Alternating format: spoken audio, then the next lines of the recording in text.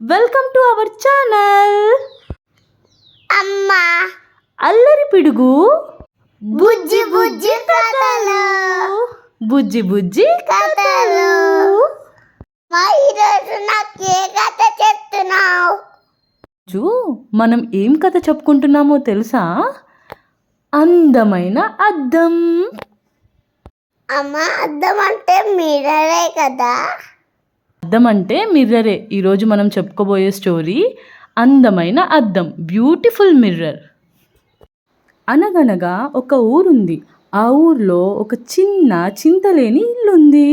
ఆ ఇంట్లో ఒక అమ్మ మరియు అల్లరి పిడుగు ఉండేవారు. ఆ అమ్మ ఇంకా అల్లరి పిడుగు ఎప్పుడు ఆనందంగా ఉండేవారు. అయితే మన స్టోరీ కదా? ఎస్ నానా. ఒకరోజు ఉదయం వారు చక్కగా తయారయ్యి అద్దం ముందు నిల్చున్నారు. అప్పుడే ఒక వింత జరిగింది. వింతనా? ఆ వింత ఏంటి? ఆ అద్దం మెరుపులా తెలతెలలాడింది. ఆ అద్దంలోని ప్రతిబింబం వారికంటే ముందుగా నవ్వినట్టు అనిపించింది. అది చూసి ఆ అల్లరిపిడుగు ఏమన్నాడో తెలుసా? అమ్మా, అద్దం మనతో మాట్లాడాలనుకుంటుంది అన్నాడు. అప్పుడు ఆ అద్దం అమ్మ ఇంకా అల్లరి పిడుగు ఇద్దరిని అద్దంలోకి లాగింది. అవునా? అద్దం లాగిందా? అల్లరి పిడుగు భయపడినాడా? ఏం భయపడలేదు నాన్న. ఆ అద్దంలోకి లాగిన తర్వాత ఆ ప్రపంచం చాలా అందంగా, చాలా ప్రకాశంగా, గాలిలో తేలియాడే పువ్వులు, మెరిసే నీలాకాశంతో ఎంతో చక్కగా ఉంది. అది చూసిన తర్వాత ఆ అల్లరి పిడుగు ఏమన్నాడో తెలుసా?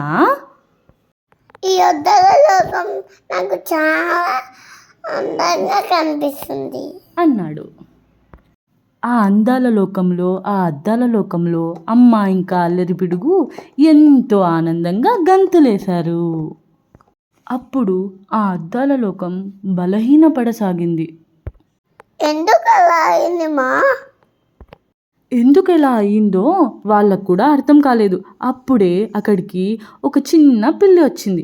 ఆ పిల్లి ఏమనిందో తెలుసా? ఈ లోకం మన జ్ఞాపకాలపై ఆధారపడి బతుకుతుంది, కానీ మనుషులు చిన్న చిన్న సంతోషాలన్నీ మర్చిపోతున్నారు. అందుకే ఇలా అద్దాల లోకం బలహీనపడుతుంది అని చెప్పింది. ఆ పిల్లి చెప్పిందా మమ్మీ? మనం హ్యాపీగా ఉంటే అద్దాల లోకం బాగుంటుంది.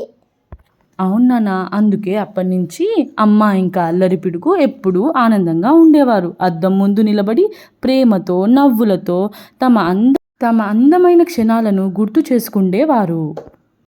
ఆ ప్రేమతో అద్దాల లోకం మళ్ళీ వికసించింది.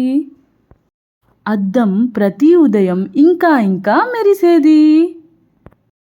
చాలా బాగుంది మమ్మీ, ఈ కథ చాలా బాగుంది. మీకు కూడా ఈ కథ నచ్చితే షేర్ చేయండి, మా ఛానల్కి సబ్స్క్రైబ్ చేసుకోండి ఫ్రెండ్స్. అమ్మ అల్లరి పిల్లకు బుజ్జి బుజ్జి కథ.